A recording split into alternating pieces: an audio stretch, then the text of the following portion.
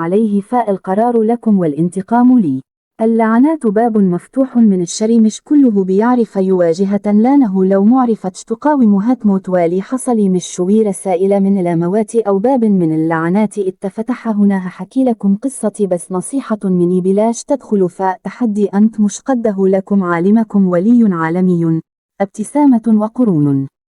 أنا ياسمين شخصية اجتماعية ومش معقدة زي زمايلي ما بيقولوا لكن لي حكولي عليه مني خلاني كنت هقتنع بكذا فعلا أنا واهلي كنا عايشين محافظة الجيزة القاهرة ولكن لسوء الظروف المادية لي بنمر بيها والدي اشتري لينا بيت في أسيوط للعلم والدي إسلام من هناك ولكنه حياته كلها كانت القاهرة كان دايما بيحكي لي علي لي بيعمله البلد دي وقد شاف فيها أيام جميلة لكن دايما كنت بحس أنه مخبي جزء من كلامه لي هو مبيحكهوش دايما